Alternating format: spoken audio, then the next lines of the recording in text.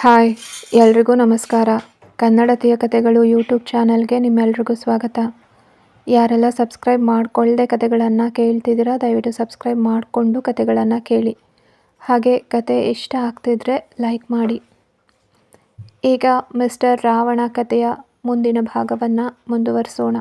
ವಂಶಿ ಮುಂಬೈಗೆ ಬಂದು 2 ತಿಂಗಳು ಕಳೆದದ್ದೇ ತಿಳಿಯದಂತೆ ಮಿಂಚಿನ ವೇಗದಲ್ಲಿ ಓಡ್ಹೋಯ್ತು. ಮುಂಬೈ ಬಗ್ಗೆ ತಿಳ್ಕೊಂಡ್ಲೋ ಇಲ್ವೋ, ತನ್ನ ಗಂಡ ದ್ರೋಣನ ಬಗ್ಗೆ ತಿಳ್ಕೊಳ್ಳೋಕ್ಕೆ ಪ್ರಯತ್ನಿಸಿ ಮೂಗು ಸುಟ್ಕೊಂಡಿದ್ದು ಮಾತ್ರ ಮಿಕ್ಕಿದ್ದು. ಕೃತಿಗೆ ಈ ದೊಡ್ಡ ಮನೆಯ ಉಸ್ತುವಾರಿ ನೋಡ್ಕೊಳ್ಳೋದೇ ಕೆಲಸ.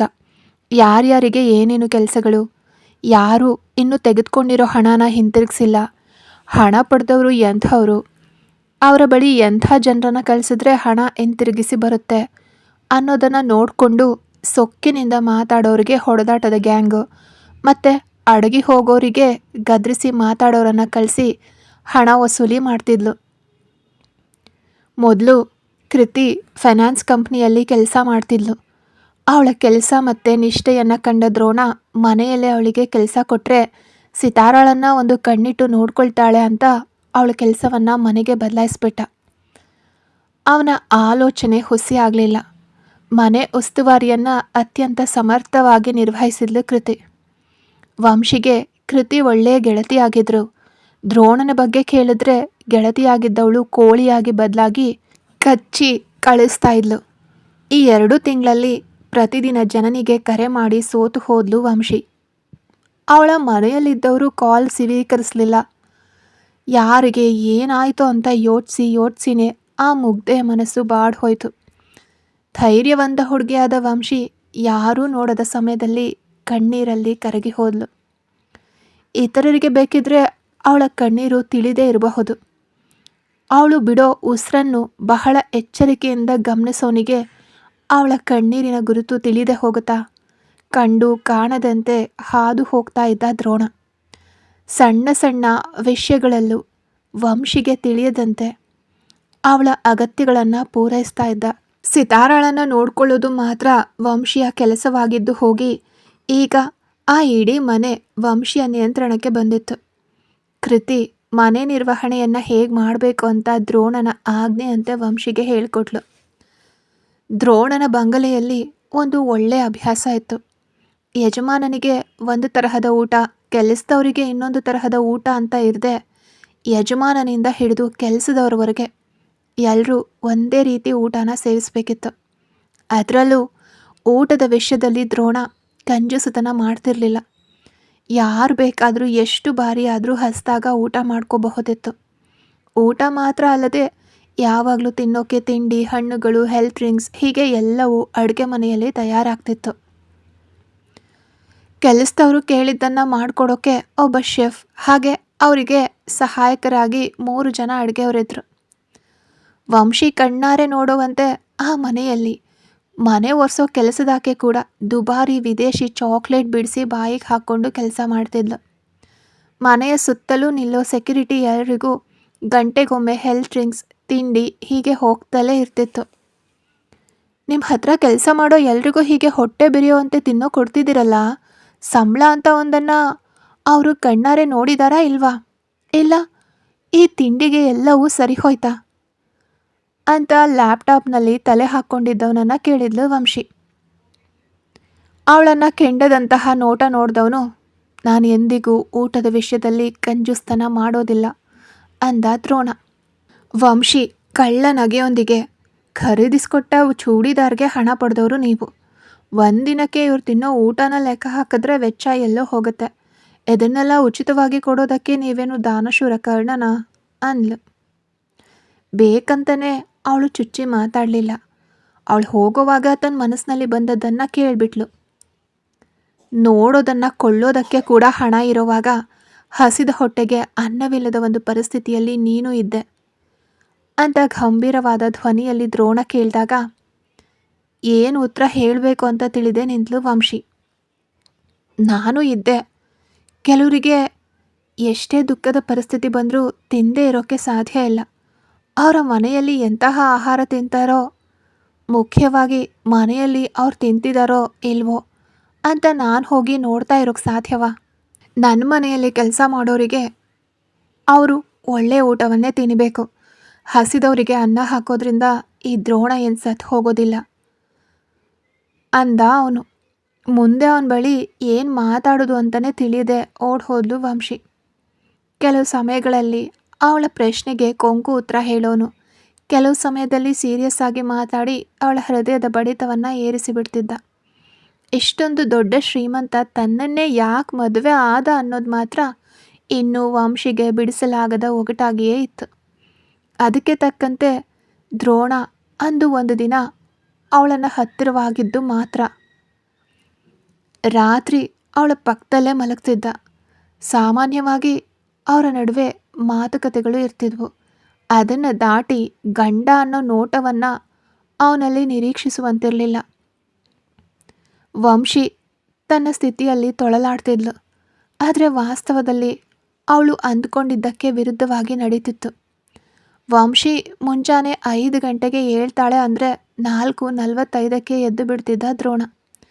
ಮುಂದಿನ 15 ನಿಮಿಷಗಳ ಕಾಲ ಅವಳ ಮುಖವನ್ನು ಅತ್ಯಂತ ಹತ್ತಿರದಿಂದ ರಸಿಕತೆಯಿಂದ ನೋಡ್ತಿದ್ದ.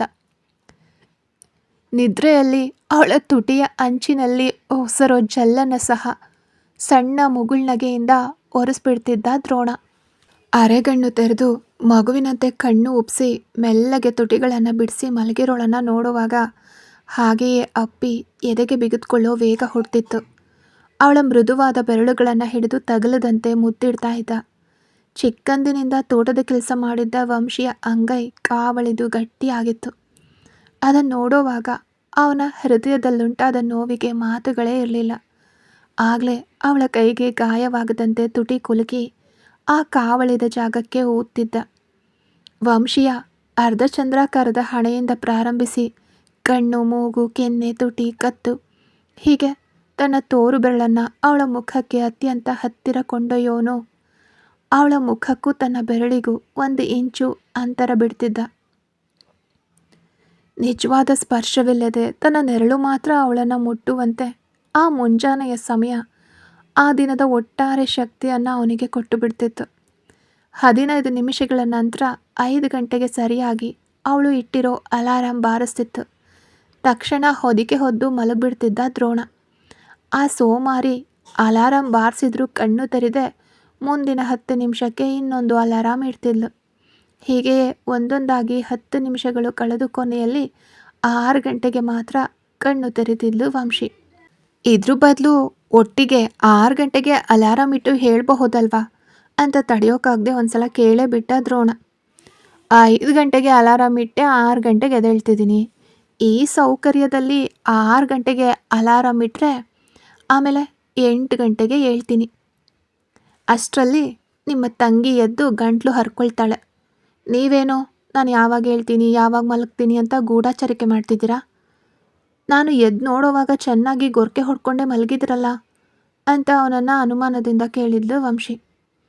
ಅಲಾರಾಮ್ನ ನಿನಗೆ ಮಾತ್ರ ಇಡಬೇಕು, ಊರಿಗೆ ಇಟ್ಟರೆ ಅದೇನಂತ ದೆವ್ವದ ಶಬ್ದ ಇಡ್ತೀಯಾ? ಆ ಶಬ್ದ 10 ನಿಮಿಷಕ್ಕೊಮ್ಮೆ ಬಾರಿಸೋವಾಗ ಯಾವಂತಾನೆ ನೆಮ್ಮದಿಯಾಗಿ ನಿದ್ರೆ ಮಾಡೋಕ್ಕೆ ಸಾಧ್ಯ ಅಂತ ನಿಧಾನವಾಗಿ ಅವಳ ಪ್ರಶ್ನೆಗೆ ಉತ್ತರಿಸ್ತಾ ದ್ರೋಣ. ಮುಂಜಾನೆಯಲ್ಲಿ ಪ್ರಾರಂಭವಾಗೋ ಅವನ ಕಳ್ಳ ಕೆಲಸ ಅಂದರೆ ತಾಳಿ ಕಟ್ಟಿದ ಹೆಂಡತಿಯನ್ನು ರಸಿಕತೆಯಿಂದ ನೋಡೋ ಕೆಲಸ ಅವನು ಮನೆಯಲ್ಲಿರೋ ಪ್ರತಿಯೊಂದು ಕ್ಷಣವೂ ಮುಂದುವರಿತಿತ್ತು. ಅವನಿಗೆ ಅನುಕೂಲವಾಗುವಂತೆ ಅವನ ತಂಗಿಯು ತನ್ನ ಅಣ್ಣನ ಪ್ರೇಮ ಜೀವನದ ಸೇತುವೆಗೆ ತನ್ನಿಂದಾದ ಸಣ್ಣ ಕಲ್ಲನ್ನು ತೆಗೆದುಹಾಕಿದ್ಲು. ದ್ರೋಣನ ತೊಡೆಯ ಮೇಲೆ ಕೂತೆ ಸಿತಾರ ಊಟ ಮಾಡ್ತಿದ್ಲು. 4-5 ತುತ್ತುಗಳಲ್ಲಿ ಅವಳ ಪುಟ್ಟ ಹೊಟ್ಟೆ ತುಂಬಿ ಹೋಗ್ತಿತ್ತು.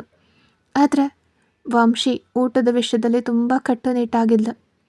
ಬೆಳೆಯೋ ಮಗುವಾಗಿದ್ದರಿಂದ ಸಾಕಷ್ಟು ತರಕಾರಿಗಳನ್ನು ಸೇರಿಸಿ ಅವಳಿಗೆ ಅಡುಗೆ ಮಾಡಿಕೊಡ್ತಿದ್ಲು ವಂಶಿ. ಸಿತಾರ 4-5 ತುತ್ತು ತಿಂದ ನಂತರ ತನ್ನ ಕೆಲಸ ತೋರಿಸ್ತಿದ್ಲು. ಅಣ್ಣಂಗೊಂದು ತುತ್ತು, ಸಿತಾರಗೊಂದು ತುತ್ತು ಅಂತ ತಟ್ಟೆಯಲ್ಲಿದ್ದ ಬಾಕಿ ಊಟವನ್ನು ಅಣ್ಣನಿಗೆ ಹಂಚಿಕೊಡೋಕೆ ಉದಾರ ಮನಸ್ಸಿನಿಂದ ಒಪ್ಕೊಂಡ್ಲು ಸಿತಾರ.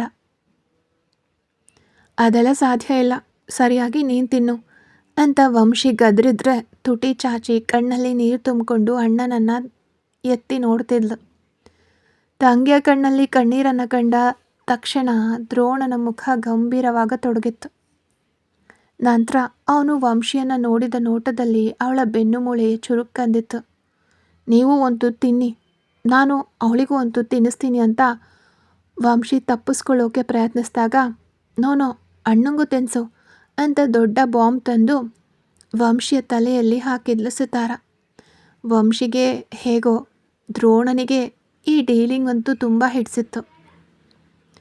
ತಬ್ಬಿಬ್ಬಾಗಿ ನೋಡ್ತಾ ಇದ್ದ ವಂಶಿಯನ್ನು, ಬೇಗ ದೇವಮ್ಮ, ನಂಗೆ ತಡ ಆಗ್ತಿದೆ, ಈಗಲೇ ಲೇಟ್ ಆಗಿದೆ ಗೊತ್ತಾ ಅಂತ ಆತರವೇ ಇಲ್ದಿದ್ರು ಆತರಪಡಿಸಿ ಅವಳ ಕೈಯಿಂದ ಊಟನ ಪಡ್ಕೊಂಡ ದ್ರೋಣ.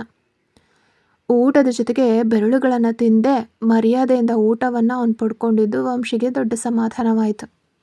ಹೀಗೆ ಪ್ರಾರಂಭವಾಯಿತು ಮಗುವಿನ ಜೊತೆಗೆ ಅವನಿಗೂ ಊಟ ತಿನ್ನಿಸೋ ಅಭ್ಯಾಸ. ಈ ಆಟವನ್ನು ಆ ದೊಡ್ಡ ಮನೆಯಲ್ಲಿ ಕೆಲಸ ಮಾಡೋ ಪ್ರತಿಯೊಬ್ಬರು ನೋಡದ ವಿಚಿತ್ರ ಅನ್ನುವಂತೆ ನೋಡಿ ಹೋದರು. ಸಿತಾರಾಳನ್ನು ನೋಡ್ಕೊಳ್ಳೋದ್ರ ಜೊತೆಗೆ ಅಡುಗೆ ಕೆಲಸವನ್ನು ದ್ರೋಣನ ಬಳಿ ಹಠ ಹಿಡಿದು ಪಡ್ಕೊಂಡು ವಂಶಿ. ಅಷ್ಟೊಂದು ಜನರಿಗೆ ಅಡುಗೆ ಮಾಡೋದು ಕಷ್ಟ ಅಂತ ಮೊದಲು ನಿರಾಕರಿಸ್ತಾ ದ್ರೋಣ. ಆದರೆ ವಂಶಿ ಒಂದೇ ಕಾಲಲ್ಲಿ ನಿಂತು ಸಾಧಿಸಿಬಿಟ್ಲು. ಸಹಾಯಕರ ನೆರವಿನಿಂದ ಅವಳು ಮನೆಯಲ್ಲಿದ್ಕೊಂಡು ಅಡುಗೆ ಮಾಡೋಕೆ ಒಪ್ಕೊಂಡ ದ್ರೋಣ. ಹಳ್ಳಿಯ ಅಡುಗೆ ಕಲೆಯನ್ನು ಅವಳು ತೋರಿಸಿದಾಗ ಆ ಇಡೀ ಮನೆಯೇ ಅವಳ ಅಡುಗೆಗೆ ದಾಸವಾಗಿ ಹೋಯಿತು. ಸಿತಾರ ಜೊತೆಗಿರೋ ಸಮಯ ರಾತ್ರಿ ಮಲಗೋ ಸಮಯ. ಹಕ್ಕಿದ್ದರೂ ತನ್ನ ಹೆಂಡತಿಯನ್ನು ದೂರ ನಿಂತೆ ರಸಿಕತೆಯಿಂದ ನೋಡ್ದ ದ್ರೋಣ. ಅವನ ಸಮಯಗಳು ಅವಳನ್ನು ನೋಡೋದ್ರಲ್ಲೇ ಕಳೆದು ಹೋದರೂ ಸುಖವಾಗಿಯೇ ಇರ್ತಿತ್ತು. ಅದನ್ನೇ ಅವನ ಮನಸ್ಸು ಈಗ ತುಂಬ ನಿರೀಕ್ಷಿಸ್ತಾ ಇದೆ. ಆದರೆ ಯಾವುದನ್ನು ನೆನೆದು ಇಷ್ಟೊಂದು ದಿನ ಹೆದರಿದ್ನೋ ಆ ದಿನ ಬಂದೇ ಬಿಡ್ತು. ಅಂದು ಬೆಳಗ್ಗೆ ಕಣ್ಣು ತೆರೆಯುವಾಗಲೇ ಅವನಿಗಿಂತ ಮುಂಚೆಯೇ ಎದ್ದಿದ್ದ ವಂಶಿ ಮುಟ್ಟಿನ ನೋವಿನ ಪ್ರಭಾವದಿಂದ ಹೊಟ್ಟೆ ಹಿಡ್ಕೊಂಡು ಕೂತಿದ್ಲು. ಏನಾಯಿತು ಅಂದ ದ್ರೋಣ. ದಿಢೀರನೆ ಕೇಳಿದ್ದ ಅವನ ಧ್ವನಿಯಲ್ಲಿ ನಿಮಿರ್ದು ನೋಡಿದವಳು, ನೀವು ನಿದ್ದೆ ಮಾಡಲ್ವಾ ಅಂದ್ಲು. ಅವಳಿಗೆ ಹೆಂಗೆ ಗೊತ್ತು ಪ್ರತಿದಿನ 4:45 ಅವನು ಎದ್ಬಿಡ್ತಾನೆ ಅಂತ. ಇಷ್ಟರಲ್ಲೇ ನಿದ್ರೆ ಹೋಯ್ತು, ನಿನಗೇನಾಯಿತು, ಯಾಕೆ ಹೆಂಗೆ ಕೂತಿದ್ಯಾ ಅಂತ ಕಣ್ಣುಗಳು ತೀಕ್ಷ್ಣವಾಗಿ ಅವಳ ಮೇಲೆ ಬಿದ್ವು. ಹೊಟ್ಟೆ ನೋವ್ತಿದೆ ಅದಕ್ಕೆ ಅಂದ್ಲು. ರಾತ್ರಿ ಏನು ತಿಂದೆ, ಡಾಕ್ಟರ್ ಹತ್ರ ಹೋಗೋಣ ಇಲ್ಲ ಡಾಕ್ಟರ್ನ ಮನೆಗೆ ಬರೋಕ್ಕೆ ಹೇಳ ಅಂತ ಹೆಂಗಸ್ರ ಜೊತೆಗೆ ಬೆಳೆದೇ ಇರೋನು ಈ ರೂಟ್ನಲ್ಲಿ ಯೋಚಿಸೋಕೆ ಮರೆತೇ ಹೋದ. ನೋವಿನ ಪ್ರಭಾವದಿಂದ ಈಗಾಗಲೇ ಕಿರಿಕಿರಿಯಲ್ಲಿ ಕೂತಿದ್ದವಳು ಅವನ ಪ್ರಶ್ನೆಗಳಿಂದ ಸಿಟ್ಟಾಗಿ, ನಾನು ಶುದ್ಧವಾಗಿಲ್ಲ ಅಂದ್ಲು. ಸತ್ಯವಾಗಲೂ ಅವನಿಗೆ ಅರ್ಥ ಆಗಲಿಲ್ಲ. ಏನು, ಶುದ್ಧವಾಗೇ ಇದೆಯಲ್ಲ ಅಂತ ಕಣ್ಣುಗಳನ್ನು ಮೇಲಿಂದ ಕೆಳಗೆ ಅವಳನ್ನು ನೋಡ್ತಾ ಕೇಳ್ದ. ನನಗೆ ಪೀರಿಯಡ್ಸ್ ಅಂತ ಅವಳಂದ ತಕ್ಷಣ ಅರ್ಥ ಆಗಿ ಹೋಯಿತು ಅವನಿಗೆ. ಹಿಂದಲೆಯನ್ನು ಸವರ್ಕೊಂಡವನು, ಸರಿ ಮಲ್ಗು, ನಾನೇನಾದರೂ ಹೆಲ್ಪ್ ಮಾಡಬೇಕಾ ಅಂತ ತಡವರಿಸ್ತಾ ಕೇಳ್ದ. ನೀವು ಸುಮ್ಮನೆ ಇರೋದೇ ನನಗೆ ದೊಡ್ಡ ಉಪಕಾರ ಅಂತ ಕಡು ಕೋಪ ತೋರಿಸಿದ್ಲು ವಂಶಿ.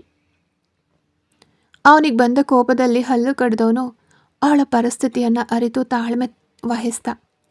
ಸರಿ ಮಲ್ಗು ಅಂತ ಹೇಳಿ ವಂಶಿಗೆ ತೊಂದರೆ ಕೊಡದೆ ಜಿಮ್ ರೂಮಿಗೆ ಹೊರಟು ಹೋದ. ವಂಶಿಗೆ ಕಾರಣವೇ ತಿಳಿಯದೆ ಅಳು ಬಂದಿತ್ತು, ಕೋಪ ಬಂದಿತ್ತು. ಯಾರನ್ನು ನೋಡೋಕ್ಕೂ ಇಷ್ಟ ಆಗಲಿಲ್ಲ. ಸುಮ್ಮನೆ ಮಲಗಿಬಿಟ್ಲು. ಅವನು ವ್ಯಾಯಾಮ ಮುಗಿಸಿ ಬಂದವನು ನಿತ್ಯ ಕರ್ಮಗಳನ್ನು ಮುಗಿಸಿ ಸ್ನಾನ ಮಾಡಿ ರೆಡಿಯಾಗಿ ಬರೋವಾಗಲೂ ಮಲ್ಗೆ ಇದ್ಲು ವಂಶಿ. ದೀರ್ಘ ನಿಶ್ವಾಸ ಬಿಟ್ಟ ಅವನು ಅವಳ ಬಳಿ ಹೋಗಿ ಮೃದುವಾದ ಧ್ವನಿಯಲ್ಲಿ, ಎದ್ದು ಸ್ನಾನ ಮಾಡು, ಸ್ನಾನ ಮಾಡಿ ತಿಂಡಿ ತಿಂದು ಮಲಗು, ಬೇಕಿದ್ರೆ ಹೇಳು, ಡಾಕ್ಟರ್ಗೆ ಬರೋ ಹೇಳ್ತೀನಿ ಅಂದ. ಅಯ್ಯೋ ದೇವ್ರೆ, ಯಾಕೆ ನಾನು ಉಸಿರು ತೆಗಿತೀರಾ? ನಾನು ಸ್ನಾನ ಮಾಡದಿದ್ರೆ ನಿಮ್ಮ ಮನೇಲಿ ಅಡುಗೆ ಬೇಯಲ್ವಾ? ಸುಮ್ಮನೆ ಹೋಗಿ ನಿಮ್ಮ ಕೆಲಸ ನೋಡಿ ಅಂತ ವಂಶಿ ಕಿರ್ಚೋವಾಗಲೇ ಸಿತಾರ ಬಂದುಬಿಟ್ಲು. ಪ್ರತಿದಿನ ಬೆಳಗ್ಗೆ ತನ್ನನ್ನು ಮುದ್ದಿಸಿ ಎಬ್ಬಿಸೋ ಅತ್ತಿಗೆಯನ್ನು ಇಂದು ಕಾಣದೆ ಹುಡ್ಕೊಂಡು ಬಂದವಳು ಗುಡುಗುಡು ಅಂತ ಓಡಿ ಬಂದು ವಂಶಿ ಮೇಲೆ ಹಾರಿ ಬಿದ್ಲು. ಇದನ್ನು ನಿರೀಕ್ಷಿಸದ ವಂಶಿ, ಅಯ್ಯೋ ಅಮ್ಮ, ಏಯ್ ಪಿಶಾಚಿ, ಯಾಕೆ ಹಿಂಗೆ ಓಡಿ ಬರ್ತೀಯ? ನೀನೊಂದು ತೊಂದರೆ, ನಿಮ್ಮಣ್ಣ ಒಂದು ದೊಡ್ಡ ತೊಂದರೆ ಅಂತ ಹೇಳಿದಾಗ ಸಿತಾರಾಗೆ ಅರ್ಥ ಆಗದೆ ಹೋಯಿತು ಅದೆಲ್ಲ. ಆದರೆ ದ್ರೋಣನಿಗೆ ಸಿತಾರ ಬಳಿ ವಂಶಿ ಗದರಿದ್ದನ್ನು ನೋಡಿ ಕೊಟ್ಟ ಒಂದು ಏಟ ವಂಶಿಗೆ. ಸಿತಾರ ಹೆದರಿ ಬೆಚ್ಚಿ ಅಳೋಕೆ ಪ್ರಾರಂಭಿಸಿದ್ಲು. ತಂಗಿಗಾಗಿ ತನ್ನನ್ನು ನಿಯಂತ್ರಿಸ್ಕೊಂಡವನು ಸಿತಾರಳನ್ನು ಎತ್ಕೊಂಡು, ಇನ್ನೊಂದು ಸಾರಿ ನನ್ನ ತಂಗಿಗೆ ಏನಾದರೂ ಅಂದರೆ ಅಂತ ಬೆರಳು ಮಾಡಿ ಎಚ್ಚರಿಸ್ತಾ ವಂಶೀನ. ಕೆನ್ನೆಯನ್ನು ಕೈಯಲ್ಲಿ ಹಿಡಿದಿದ್ದವಳ ಕಣ್ಣೀರು ತುಂಬಿದ ಕಣ್ಣುಗಳನ್ನು ನೋಡದೆ ವೇಗವಾಗಿ ಹೊರ ಬಂದಿದ್ದ ದ್ರೋಣ. ಸಿತಾರ ಬೇರೆ ನಿಲ್ಲಿಸದೆ ಅಳ್ತಿದ್ಲು. ಅವಳನ್ನು ಸಮಾಧಾನ ಪಡಿಸೋಕೆ ಸಾಧ್ಯವಾಗಲಿಲ್ಲ. ಮುದ್ದಿಸಿ ಕಾಡಿ ಬೇಡಿ ಗದರಿಸಿ ಹೇಗೋ ಊಟ ತಿನ್ನಿಸಿ ಮುಗಿಸೋದ್ರೊಳಗಡೆ ಬೆವತ್ತು ಹೋದ ದ್ರೋಣ. ಅವಳು ಹೇಗೆ ಸಿತಾರಳನ್ನು ಬೈಬಹುದು, ಅದು ತೊಂದರೆ ಅನ್ಬಹುದಾ ಅಂತ ಅದನ್ನು ನೆನಪಿಸ್ಕೊಂಡಷ್ಟು ಆಕ್ರೋಶ ಹೆಚ್ಚಾದಾಗ ವೇಗವಾಗಿ ಹೊರ ಬಂದವನ ಕಾಲುಗಳು ಅತ್ತ ಬಂದು ನಿಂತ ಲ್ಯಾಂಬೋರ್ಗಿನಿಯನ್ನು ಕಂಡು ಸ್ತಬ್ಧವಾದವು. ವಿರಾಟ್ ಅಂತ ಮೆಲ್ಲಗೆ ಗೊಣಗಿದವು ದ್ರೋಣನ ತುಟಿಗಳು. ತನ್ನನ್ನು ತಕ್ಷಣವೇ ನಿಭಾಯಿಸ್ಕೊಂಡ ದ್ರೋಣ. ಹುಲಿ ಬರುತ್ತೆ ಹುಲಿ ಅಂತ ಹೆದರ್ಕೊಂಡು ಕುತ್ಕೊಳ್ಳೋದಕ್ಕಿಂತ ಹುಲಿ ಇರೋ ಜಾಗಕ್ಕೆ ಹುಡ್ಕೊಂಡು ಹೋಗಿ ಅದನ್ನು ಎದುರಿಸೋದೇ ಮೇಲು ಅಂತ ಭಾವಿಸೋನು ದ್ರೋಣ. ಯಾವತ್ತಿದ್ರೂ ಇದನ್ನು ಎದುರಿಸಲೇಬೇಕಿತ್ತು. ಅದು ಹಿಂದೆ ಆಗಿದ್ದಕ್ಕೆ ಅವನಿಗೆ ಸಂತೋಷವೇ ಆಯಿತು. ಮುಂದೆ ನಡೆಯಲಿರೋ ಸರಣಿ ಘಟನೆಗಳಿಗೆ ಹೇಗೆ ಪ್ರತಿಕ್ರಿಯಿಸಬೇಕು ಅನ್ನೋದನ್ನು ವಿರಾಟ್ ತನ್ನತ್ತ ನಡೆದು ಬರೋ ಆ ಕೆಲವು ಸೆಕೆಂಡ್ಗಳಲ್ಲೇ ದ್ರೋಣ ಲೆಕ್ಕಾಚಾರ ಹಾಕಿಬಿಟ್ಟ. ಮಚ್ಚ ಅಂತ ಧಾವಿಸಿ ಬಂದು ದ್ರೋಣನನ್ನು ಬಿಗಿಯಾಗಿ ಅಪ್ಕೊಂಡ ವಿರಾಟ್. ದ್ರೋಣನು ತನ್ನ ಏಕೈಕ ಆಪ್ತ ಗೆಳೆಯನ್ನ ಎದೆ ತುಂಬಿ ಆಲಂಗಿಸ್ಕೊಂಡ. ಏನೋ ಮಚ್ಚ, ಫೋನ್ ಮಾಡಿದ್ರೆ ತೆಗಿತಾ ಇಲ್ಲ, ಏನಾಯಿತು ನಿನಗೆ, ಅಷ್ಟೊಂದು ತಲೆ ಹೋಗೋ ಕೆಲಸ ನಿನಗೆ ಅಂತ ವಿರಾಟ್ ಹಕ್ಕಿನಿಂದ ಕೇಳ್ದ. ತಲೆ ತೆಗೆಯೋ ಕೆಲಸನೇ ಇದೆ, ತಲೆ ಹೋಗೋ ಕೆಲಸ ಇನ್ಮೇಲೆ ಬರುತ್ತೇನೋ ಏನೋ ಅಂದ ದ್ರೋಣ. ಚಿಚೆ, ಬೆಳಗ್ಗೆನೆ ಶುಭ ಶಕುನ ಇಲ್ಲದೆ ಯಾಕೋ ಹೀಗೆ ಮಾತಾಡ್ತೀಯ ಅಂತ ವಿರಾಟ್ ಮುಖ ಬಾಡಿಸ್ಕೊಂಡ. ಅವನ ಮುಖ ಬಾಡಿದ್ದನ್ನು ತಡೆಯೋಕ್ಕಾಗದೆ, ಸಿಂಹದ್ವಾರದಲ್ಲಿ ನಿಂತು ರಂಗೋಲಿ ಹಿಟ್ಟು ಮಾರೋಕ್ಕೆ ಹೊರಟಿದ್ಯಾ, ಬಾರೋ ಒಳಗಡೆ ಅಂತ ವಿರಾಟ್ ಕುತ್ತಿಗೆಗೆ ಕೈ ಹಾಕಿ ಒಳಗಡೆ ಕರ್ಕೊಂಡು ಹೋದ ದ್ರೋಣ. ಕರ್ಕೊಂಡು ಬರೋ ಅಷ್ಟರಲ್ಲೇ ಅವನನ್ನು ಒಳಗಡೆ ಎಳ್ಕೊಂಡು ಹೋಗಿ ಸೋಫಾದಲ್ಲಿ ತಳ್ದ. ವಿರಾಟ್ ಧ್ವನಿಯನ್ನು ಬಾಗಿಲಿನಲ್ಲಿ ಕೇಳ್ತಿದ್ದಂತೆಯೇ ಶೆಫ್ ವಿರಾಟ್ಗೆ ಇಷ್ಟವಾಗೋ ರೀತಿಯಲ್ಲಿ ಚಹಾ ತಯಾರಿಸೋಕೆ ಪ್ರಾರಂಭಿಸಿಬಿಟ್ಟಿದ್ರು. ಎಲ್ಲೋ ಸಿತಾರ ಕಾಣಿಸ್ತಿಲ್ಲ, ಇಷ್ಟೊತ್ತಿಗೆ ಆ ಪುಟ್ಟ ಹುಡುಗಿ ಹಾಲ್ನಲ್ಲಿ ಆಟ ಆಡ್ತಿರ್ಬೇಕಿತ್ತಲ್ಲ ಅಂತ ಮನೆ ಸುತ್ತಲೂ ಕಣ್ಣು ಹಾಯಿಸ್ತಾ ವಿರಾಟ್. ಕೃತಿ ಜೊತೆಯಲ್ಲಿದ್ದ ಸಿತಾರ ವಿರಾಟ್ ಧ್ವನಿಯನ್ನು ಕೇಳಿದ ತಕ್ಷಣ ಸ್ವಲ್ಪ ಸಮಯ ಯೋಚಿಸಿ ವೇಗವಾಗಿ ಮೆಟ್ಟಿಲು ಇಳಿದು ಓಡಿ ಬಂದ್ಲು. ಸಿತಾರ ಮೆಟ್ಟಿಲು ಇಳಿಯೋದನ್ನು ನೋಡಿದ ದ್ರೋಣ ತಾನೇ ಓಡಿ ಹೋಗಿ ತಂಗಿಯನ್ನು ಎತ್ಕೊಂಡು ಬಂದ. ವಿರಾಟ್ನನ್ನ ಕಂಡ ತಕ್ಷಣ ಕೈಕಾಲು ಆಡಿಸಿ ಆರ್ಭಡಿಸಿದ್ಲು ಸಿತಾರ. ಏನೇ ಪುಟ್ಟಿ, ಮಾಮನನ್ನು ನೋಡದೆ ಹಂಬಲಿಸಿ ಹೋಗಿರ್ತೀಯ ಅಂದ್ಕೊಂಡ್ರೆ ನೀನು ತುಂಬ ಸುಖವಾಗೇ ಇದೆಯಲ್ಲ ಅಂತ ಸಿತಾರಳನ್ನು ತನ್ನ ಕೈಗೆ ತೆಗೆದುಕೊಂಡ. ಅವಳನ್ನು ತಲೆಯ ಮೇಲಕ್ಕೆ ಎತ್ತಿ ಹಿಡ್ಕೊಂಡ ವಿರಾಟ್. ಅವಳಿಗೋಸ್ಕರ ತಂದಿದ್ದ ದುಬಾರಿ ಚಾಕ್ಲೇಟನ್ನು ಕೂಡ ಸಿತಾರ ಕೈಯಲ್ಲಿ ಬಿಡಿಸಿಕೊಟ್ಟ ವಿರಾಟ್. ಯಾವಾಗಲೂ ವಿರಾಟ್ ಚಾಕ್ಲೇಟ್ ಕೊಟ್ಟರೆ ಸಿತಾರ ಅವನಿಗೆ ಒಂದು ತುತ್ತು ತಿನ್ನಿಸಿ ಉಳಿದಿದ್ದನ್ನು ತಾನು ತಿಂತಿದ್ಲು.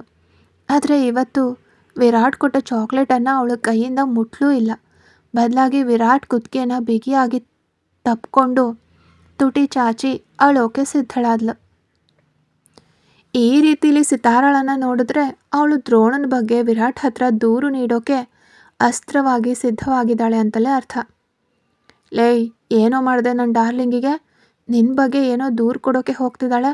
ನನ್ನ ಮುದ್ದಿನ ಮಗುವನ್ನು ಅಳಿಸಿದ ನಿನ್ನನ್ನು ಈ ಮುಂಬೈ ಇಡೀ ಓಡಿಸಿ ಹೊಡಿತೀನಿ ಅಂತ ದ್ರೋಣನನ್ನು ದಿಟ್ಟಿಸಿ ನೋಡ್ತಲೇ ಹೇಳ್ದವನು ಸಿತಾರ ಬಳಿ ತಿರುಗಿ, ಏನಮ್ಮ ಮುದ್ದೆ, ಮಾಮನ ಹತ್ರ ಹೇಳೋಕೆ ಏನು ನಾಚಿಕೆ, ಹೇಳಮ್ಮ, ಈ ನಿನ್ನ ಅಣ್ಣ ಏನು ಕಿಲಾಡಿ ಆಟ ತೋರಿಸ್ತಾ, ಅದು ಯಾರು ಅಂತ ಮಾತ್ರ ಹೇಳು. ನಾನು ತೋರಿಸೋ ಪ್ರತಾಪಕ್ಕೆ ಆಮೇಲೆ ನನ್ನ ಮುದ್ದಿನ ಮಗಳ ಹತ್ರ ಬಾಲ ಮುದುಡ್ಕೊಂಡಿರಬೇಕು ಅಂದ ವಿರಾಟ್.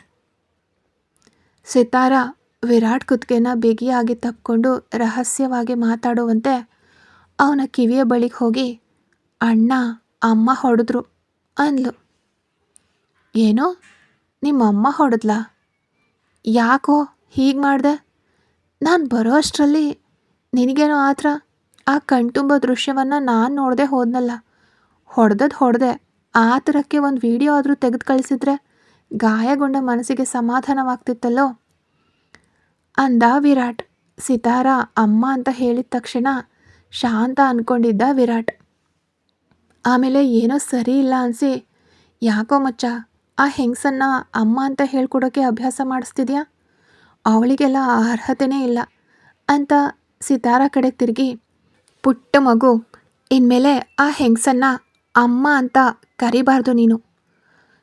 ಸೈಡ್ಗೆ ಕೂಡ ನೀನು ಅವ್ರ ಹತ್ರಕ್ಕೆ ಹೋಗಬಾರ್ದು.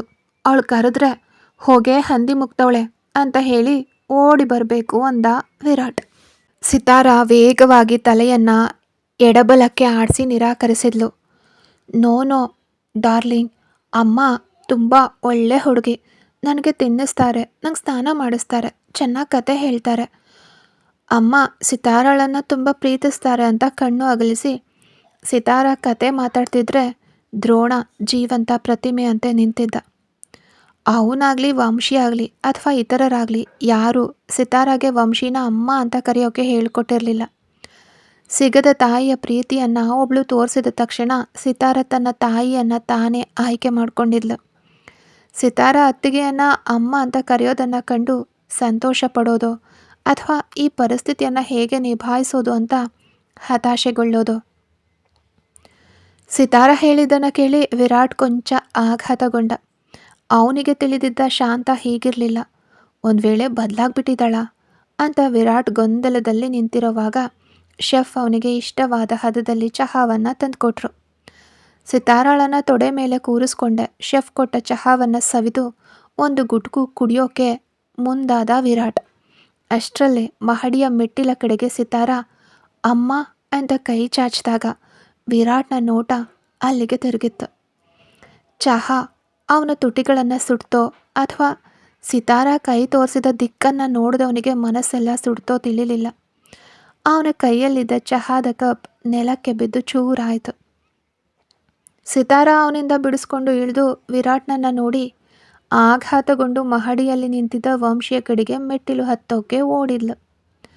ಸಿತಾರಳ ಉದ್ದೇಶವನ್ನು ಅರ್ಥ ಮಾಡಿಕೊಂಡ ವಂಶಿ ಥಟ್ಟನೆ ತನ್ನ ಆಘಾತವನ್ನು ನುಂಗ್ಕೊಂಡು, ಸಿತಾರ ಮೇಲ್ ಬರಬೇಡಮ್ಮ, ಅಲ್ಲೇ ನಿಲ್ಲು ಅಂತ ಹೇಳ್ತಲೇ ವೇಗವಾಗಿ ಮೆಟ್ಟಿಲು ಇಳಿದು ಬಂದು ಸಿತಾರಳನ್ನು ಅಪ್ಪಿ ಎತ್ಕೊಂಡ್ಲು. ಇಷ್ಟು ಹೊತ್ತು ಸಿತಾರ ಅಮ್ಮ ಅಂತ ಉಲ್ಲೇಖಿಸಿದ್ದು ವಂಶಿಯನ್ನೇ. ಆದರೆ ಇವಳು ಇಲ್ಲಿಗೆ ಹೇಗೆ ಬಂದ್ಲು? ಸಿತಾರ ಅಮ್ಮ ಅಂತ ಕರೀತಿದ್ದಾಳೆ ಅಂದರೆ ಅಂತ ಒಂದು ಅರ್ಥ ಆಗದೆ ಗೆಳೆಯನನ್ನು ನೋಡ್ದ ವಿರಾಟ್. ಒಂದು ದೀರ್ಘ ನಿಶ್ವಾಸ ಬಿಟ್ಟ ದ್ರೋಣ, ಮಚ್ಚ, ವಂಶಿ ನನ್ನ ಹೆಂಡತಿ ಅಂದ. ಆ ಮಾತನ್ನು ಕೇಳಿ ವಿರಾಟ್ನ ಕಾಲಡಿಯ ಭೂಮಿ ಕುಸಿದು ಬಿದ್ದಂತಾಯಿತು. ಯಾವ ಒಬ್ಳನ್ನ ಸೇಡ್ ತೀರಿಸ್ಕೊಂಡೆ ಅಂತ ಅವನು ಬೀಗ್ತಾ ಇದ್ನೋ, ಜೀವನ ಪೂರ್ತಿ ಮದುವೆ ಅನ್ನೋದೇ ಆಗದೆ ತಂದೆ ಮನೆಯಲ್ಲಿ ಕೂತು ತಿನ್ನಬೇಕು ಅಂತ ಅವನು ಭಾವಿಸಿದ್ನೋ, ಅವಳನ್ನು ತನ್ನ ಏಕೈಕ ಪ್ರಾಣ ಸ್ನೇಹಿತ ಮದುವೆ ಆಗಿ ಹೆಂಡತಿ ಅಂತ ಪರಿಚಯಿಸ್ತಾ ಇದ್ದಾನೆ. ಆಗಲೂ ದ್ರೋಣನ ಬಗ್ಗೆ ತಪ್ಪಾಗಿ ಭಾವಿಸೋಕೆ ವಿರಾಟ್ನಿಂದ ಸಾಧ್ಯವಾಗಲಿಲ್ಲ. ಮಚ್ಚ, ಇವಳು ಯಾರು ಅಂತ ನಿನಗೆ ಗೊತ್ತಿದೆಯಾ? ಇವಳೇ ಕಣೋ ನನ್ನ ಅಮ್ಮನಿಗೆ ವ್ಯಭಿಚಾರಿ ಅನ್ನೋ ಪಟ್ಟ ಕಟ್ಟಿ ಕೊಟ್ಟವಳು. ಯಾವ ಸಂಬಂಧಿಕರು ಇಲ್ಲದೆ ಊರು ಬಿಟ್ಟು ಊರಿಗೆ ಬಂದು ಬೀದಿ ಬೀದಿಲಿ ಭಿಕ್ಷೆ ಬೇಡಿ ಸಿಕ್ಕವರ ಕಾಲನ್ನು ತೊಳೆದು ಕುಡಿದು ಉಸಿರು ಹಿಡ್ಕೊಳ್ಳೋ ಸ್ಥಿತಿಗೆ ನಮ್ಮನ್ನು ತಳ್ಳಿದ್ದೆ ಇವಳು ಕಣೋ. ನೀನು ಯಾವಾಗಲೂ ಕೇಳ್ತಿದ್ಯಲ್ಲ, ನಿನ್ನನ್ನು ಈ ಸ್ಥಿತಿಗೆ ತಂದ ಹುಡುಗಿನ ನಾನು ಹೊಡೆದ್ರೆ ಕಡ್ದು ಹಾಕ್ತೀನಿ ಅಂತ. ನಾನು ಪಟ್ಟ ಕಷ್ಟಕ್ಕೆ ಒಟ್ಟಾರೆ ಕಾರಣವೇ ಇವಳು ಕಣೋ. ಆದರೆ ಇವಳು ಹೇಗೆ ಮುಂಬೈಗೆ ಬಂದಳು ಅಂತ ನನಗಂತೂ ಅರ್ಥ ಆಗ್ತಿಲ್ಲ. ನೀನು ಯಾಕೆ ಮಚ್ಚ ಆತ್ರಪಟ್ಟು ಇವಳನ್ನ ಮದುವೆ ಆದೆ? ನಿನಗೆ ಹೆಣ್ಣು ಸಿಗಲಿಲ್ವಾ? ಅವಳ ಕತ್ನಲ್ಲಿ ತಾಳಿ ಕಟ್ಟಿದ್ಯಾ ಇಲ್ಲ ಅದಕ್ಕೆ ಮಾತ್ರ ಇಟ್ಕೊಂಡಿದ್ಯಾ? ಮಚ್ಚ, ನೀನು ಹುಟ್ಟೋದಕ್ಕೂ ಒಂದು ಅರ್ಹತೆ ಬೇಕು ಕಣೋ. ನಾನು ಪ್ರಮಾಣ ಮಾಡಿ ಹೇಳ್ತೀನಿ, ಇವಳಿಗೆ ಆ ಅರ್ಹತೆಯೇ ಇಲ್ಲ. ಇವಳ ಕುಟುಂಬವೇ ಒಂದು ಪಾಪದ ಕುಟುಂಬ. ನನಗೆ ಇವಳು ನೋಡ್ತಿದ್ರೆ ಕೋಪ ಏರ್ತಿದೆ ಮಚ್ಚ. ನೀನು ಕಟ್ಟಿದ ತಾಳಿನ ಕಳ್ಚಿ ನಾಯಿಯನ್ನು ಅಟ್ಟು ಬಂದಂತೆ ಹೊರಗಡೆ ಅಟ್ಟು ಇವಳನ್ನು. ಅವಳು ನಿಂತಿರೋದನ್ನು ನೋಡಿದ್ರೆ ಹಾಗೆ ಕುತ್ತಿಗೆ ಹಿಸ್ಕಿ ಕೊಂದು ಹಾಕಬೇಕು ಅನ್ನಿಸ್ತದೆ ಅಂತ ಹಲ್ಲು ಕಡ್ದ ವಿರಾಟ್. ಅವನ ಬಿಗಿದ ಮುಷ್ಟಿಗಳು ಮತ್ತು ರಕ್ತದಂತೆ ಕೆಂಪಾದ ಕಣ್ಣುಗಳು ಅವನು ಹೇಳಿದ್ದನ್ನು ಖಂಡಿತವಾಗಿಯೂ ಮಾಡಿ ಮುಗಿಸ್ತಾನೆ ಅಂತಲೇ ಸಾರ್ತಿದ್ವು. ವಿರಾಟನ್ನು ಅಲ್ಲಿ ನೋಡಿದ್ದೇ ಆಘಾತ ಅಂದರೆ ಮುಂದೆ ವಿರಾಟ್ ಆಡಿದ ಪ್ರತಿಯೊಂದು ಮಾತು ವಂಶಿಗೆ ಚಾಟಿಯಂತೆ ಬೀಸಿ ಹೊಡಿತು. ಅವನ ಪ್ರತಿಯೊಂದು ಆರೋಪವೂ ಅವಳಿಗೆ ಪ್ರಾಣವೇ ಹೋಗುವಷ್ಟು ನೋವನ್ನು ಕೊಟ್ಟಿತ್ತು. ಮಾವ, ನೀನು ನನ್ನನ್ನು ತಪ್ಪಾಗಿ ಅರ್ಥೈಸ್ಕೊಂಡಿದ್ಯಾ, ಅದೆಲ್ಲ ಚಿಕ್ಕ ವಯಸ್ಸಿನಲ್ಲಿ ತಿಳಿದೆ ಅಂತ ವಿರಾಟ್ ಬಳಿ ಬಂದು ಅವಳು ತನ್ನ ಪರಿಸ್ಥಿತಿಯನ್ನು ವಿವರಿಸೋಕೆ ಮುಂದಾದಾಗ, ಈಗಾಗಲೇ ಅವಳ ಮೇಲೆ ದ್ವೇಷದಲ್ಲಿದ್ದವನಿಗೆ ಅವಳ ಮಾತುಗಳು ಬರೀ ನಟನೆಯಾಗಿ ಮಾತ್ರ ಕಂಡ್ವು. ಇಲ್ಲಿವರೆಗೆ ಎಷ್ಟೋ ಸುಂದರಿಯರನ್ನು ದಾಟಿ ಬಂದಿದ್ದ ತನ್ನ ಗೆಳೆಯ ದ್ರೋಣ ಇವಳಲ್ಲಿ ಅಂಥದ್ದು ಏನನ್ನು ಕಂಡು ಮದುವೆವರೆಗೆ ಹೋಗಿದ್ದಾನೆ ಅನ್ನೋದೇ ವಿರಾಟ್ಗೆ ಇನ್ನೂ ಅರ್ಥ ಆಗಿರಲಿಲ್ಲ. ಕಪಟಿ ಹುಡುಗಿ ಏನೋ ಒಂದನ್ನು ಹೇಳಿ ಮುಗ್ದೆಯಂತೆ ಮುಖ ತೋರಿಸಿ ದ್ರೋಣನನ್ನು ಮದುವೆ ಆಗಿದ್ದಾಳೆ ಅಂತಲೇ ಅವನು ಖಚಿತವಾಗಿ ನಂಬಿದ್ದ. ತನ್ನ ಪ್ರಯತ್ನಗಳೆಲ್ಲವೂ ಮಣ್ಣು ಪಾಲಾಗಿರೋದನ್ನು ಅವನಿಗೆ ಸಹಿಸ್ಕೊಳ್ಳೋಕೆ ಸಾಧ್ಯವೇ ಆಗಲಿಲ್ಲ. ಮುಗ್ದೆಯಂತೆ ಕಣ್ಣು ಉರುಳಿಸಿ ಮಗುವಿನ ಮುಖ ಮಾಡಿ ಮಾತಾಡ್ತಿದ್ದವಳನ್ನು ಕಂಡೊಡನೆ ಕೋಪ ತಲೆಗೇರಿ, ನನ್ನ ಹತ್ರವೇ ನಾಟಕ ಆಡ್ತೀಯಾ, ಹೊರಗಡೆ ಹೋಗೆ ಎಂದ ವಿರಾಟ್ನ ಕೈ ತನ್ನ ನಿಯಂತ್ರಣವನ್ನು ಕಳ್ಕೊಂಡು ವಂಶಿಯತ್ತ ಬೀಸಿತ್ತು. ಕ್ಷಣಾರ್ಧದಲ್ಲಿ ನಡೆದು ಹೋದ ಘಟನೆಯಿಂದ ವಂಶಿ ಕಣ್ಣುಗಳನ್ನು ಬಿಗಿಯಾಗಿ ಮುಚ್ಕೊಂಡಾಗ ಏಟು ಬೀಳ್ದೇ ಇರೋದನ್ನು ಕಂಡು ವೇಗವಾಗಿ ಕಣ್ಣು ತೆರೆದು ನೋಡಿದ್ಲು. ದ್ರೋಣ ವಿರಾಟ್ನ ಕೈಯನ್ನು ಬಿಗಿಯಾಗಿ ಹಿಡ್ಕೊಂಡಿದ್ದ. ವಿರಾಟ್ ನಂಬೋಕ್ಕಾಗದೆ ದ್ರೋಣನನ್ನು ನೋಡ್ತಿದ್ದ. ಸಾರಿ ಮಚ್ಚ, ಅವಳು ನನ್ನ ಹೆಂಡತಿ ಕಣೋ ಅಂದ ದ್ರೋಣ. ವಿರಾಟ್ ಕೈ ತಾನಾಗಿಯೇ ಕೆಳಗಡೆ ಇಳಿತು. ಅಷ್ಟೊಂದು ಮುಖ್ಯವಾಗಿ ಹೋದ್ಲಾ ನಿನಗೆ ಅವಳು ಎಂದ ವಿರಾಟ್ ಧ್ವನಿ ಕೆಳಗಿಳಿತು. ಅವಳು ಮುಖ್ಯ ಅಂತ ಹೇಳ್ತಿದ್ದೀನಿ ಮಚ್ಚ ಅಂತ ಗಂಭೀರವಾಗಿ ಹೇಳ್ದ ದ್ರೋಣ. ನಂಗೆ ಅರ್ಥ ಆಗ್ತಿಲ್ವೋ, ನನ್ನನ್ನು ನನ್ನ ಅಮ್ಮನನ್ನು ಬೀದಿಯಲ್ಲಿ ನಿಲ್ಲಿಸಿದ ಕುಟುಂಬ ಇವಳದ್ದು. ನಾನು ಪಟ್ಟ ಪ್ರತಿಯೊಂದು ಕಷ್ಟಕ್ಕೂ ಕಾರಣವೇ ಇವಳು. ಅಂಥವಳು ನಿನಗೆ ಮುಖ್ಯವಾಗಿ ಹೋದ್ಲಾ ಅಂದ ವಿರಾಟ್. ಲೇ ಮಚ್ಚ, ನಾನು ಹೇಳೋದನ್ನು ಕೇಳೋ ಅಂತ ಮಧ್ಯದಲ್ಲಿ ಮಾತಾಡೋಕೆ ಯತ್ನಿಸ್ತಾ ದ್ರೋಣ. ಏನೋ ಹೇಳೋಕೆ ಹೊರಟಿದ್ಯಾ, ಏನೇನೋ ದೊಡ್ಡದಾಗಿ ಬಾಯಿ ಹರ್ಕೊಂಡು ಮಾತಾಡ್ತಿದ್ಯಲ್ಲ. ಯಾವಳೋ ನಿನ್ನನ್ನು ಈ ಸ್ಥಿತಿಗೆ ತಂದವಳು, ಅವಳನ್ನು ನನ್ನ ಕಣ್ಮುಂದೆ ತೋರಿಸು, ಕಡ್ದು ಹಾಕ್ಬಿಡ್ತೀನಿ ಅಂತ. ಈಗ ಅವಳನ್ನೇ ಮದುವೆ ಮಾಡಿಕೊಂಡು ನಡು ಮನೆಯಲ್ಲಿ ತಂದು ಕೂರಿಸಿದ್ಯಾ ಅಂದ ವಿರಾಟ್. ಮಚ್ಚ, ಆ ಥರ ಪಡಬೇಡ ಕಣೋ, ನಾನು ಹೇಳೋದನ್ನು ಕೇಳು, ಆಮೇಲೆ ಮಾತಾಡು ಅಂತ ಕಿರಿಚ್ದ ದ್ರೋಣ. ಮಾತಾಡೋಕೆ ಏನೂ ಇಲ್ವೋ, ಅವಳನ್ನು ಹೊರಗಡೆ ಹೋಗೋಕೆ ಹೇಳು ಅಂದ ವಿರಾಟ್. ವಂಶಿ ನಡುಕದಿಂದ ದ್ರೋಣನ ಮುಖ ನೋಡಿದ್ಲು. ಅವನು ಪ್ರತಿಮೆಯಂತೆ ನಿಂತಿದ್ದ. ವಿರಾಟ್ನ ಕೋಪ ಎಲ್ಲೇ ಮೀರಿತ್ತು. ಮಚ್ಚ, ನಿನ್ನ ವಿರಾಟ್ ಹೇಳ್ತಿದ್ದೀನಿ, ಅವಳನ್ನು ಮನೆಯಿಂದ ಹೊರಗಡೆ ಹಾಕೋ ಮೊದಲು ಅಂದ ವಿರಾಟ್. ಸಾಧ್ಯವಿಲ್ವೋ ಅಂದ ದ್ರೋಣನ ಧ್ವನಿಯಲ್ಲಿ ಅಷ್ಟೊಂದು ಧಾಡ್ಯವಿತ್ತು. ಥಟ್ಟನೆ ಮುರಿದು ಬಿದ್ದ ವಿರಾಟ್. ಅವನ ನೋಟ ವಂಶಿಯನ್ನು ತೂರಿ ಹೋಯಿತು. ಸ್ವಂತ ಊರು, ಆಸ್ತಿ ಪಾಸ್ತಿ, ಹೆಸರು, ಗೌರವ, ಸಂಬಂಧಿಕರು ಎಲ್ಲವನ್ನ ನನ್ನಿಂದ ಕಸಿದ್ಕೊಂಡ್ರಲ್ಲೇ. ಇಷ್ಟೆಲ್ಲ ನಡೆದಾಗಲೂ ಒಳಗೊಳಗೆ ಕೊಂದು ಹಾಕಬೇಕು ಅಂತ ನಾನು ಅಂದ್ಕೊಂಡಿರಲಿಲ್ಲ. ಆದರೆ ನನಗೆ ಎಲ್ಲವೂ ಆಗಿದ್ದ ನನ್ನ ದ್ರೋಣನನ್ನು ನನ್ನಿಂದ ಬೇರ್ಪಡಿಸ್ಬಿಟ್ಟಿಯಲ್ಲೇ. ಈಗ ಅನ್ನಿಸ್ತಿದೆಯೇ ಒಳಗೊಳಗೆ ಕೊಂದು ಹಾಕಬೇಕು ನಿನ್ನನ್ನು ಅಂತ. ಆದರೆ ಹಾಗೆ ಮಾಡೋದಿಲ್ಲ. ನನ್ನ ದ್ರೋಣನ ತಾಳಿ ನಿನ್ನ ಕತ್ನಲ್ಲಿದೆ. ನನ್ನ ಸಿತಾರ ನಿನ್ನನ್ನು ಅಮ್ಮ ಅಂತ ಭಾವಿಸ್ತಿದ್ದಾಳೆ. ಅದಕ್ಕಾಗಿ ನಿನ್ನನ್ನು ಉಸಿರೊಡನೆ ಬಿಡ್ತಿದ್ದೀನಿ ಅಂದವನು ದ್ರೋಣನನ್ನು ಒಮ್ಮೆ ನೋಡಿ ಹೊರಗಡೆಗೆ ನಡೆದ. ವಿರಾಟ್, ಎಲ್ಲಿ ಹೋಗ್ತಿದ್ಯಾ?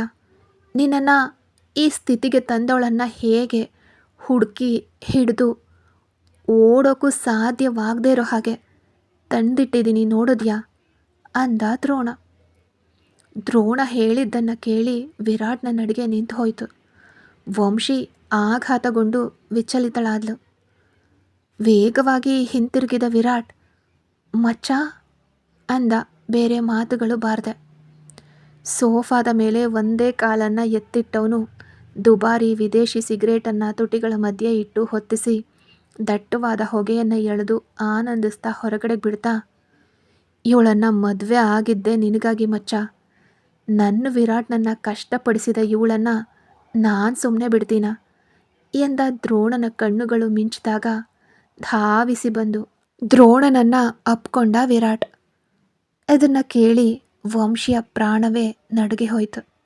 ಅದೇ ಸಮಯದಲ್ಲಿ ಬಾಗಿಲಿನಲ್ಲಿ, ಅಯ್ಯೋ ಪಾಪಿಗಳ, ಚೆನ್ನಾಗಿರ್ತೀರೇನೋ ನೀವುಗಳೆಲ್ಲ ಅನ್ನೋ ಧ್ವನಿ ಕಿರಿಚಾಡಿದಾಗ ಕಣ್ಣೀರಿನಿಂದ ನಿಂತಿದ್ಲು ಜನನಿ ಅಲ್ಲಿ. ಜನನಿಯನ್ನ ಅಲ್ಲಿ ನಿರೀಕ್ಷಿಸದ ವಂಶಿ ಸಿತಾರ ಜೊತೆಗೆ ಗೆಳತಿಯತ್ತ ಓಡ್ತಿದ್ರೆ ದ್ರೋಣ ವಿರಾಟ್ನನ್ನ ಅರ್ಥ ಆಗದೆ ನೋಡ್ದ. ಜನನಿ ನನ್ನ ಹೆಂಡ್ತಿ ಮಚ್ಚ ಅಂದ ವಿರಾಟ್ ಜನನಿಯನ್ನ ನೋಡ್ತಾ. ಕತೆ ಮುಂದುವರಿಯುತ್ತೆ.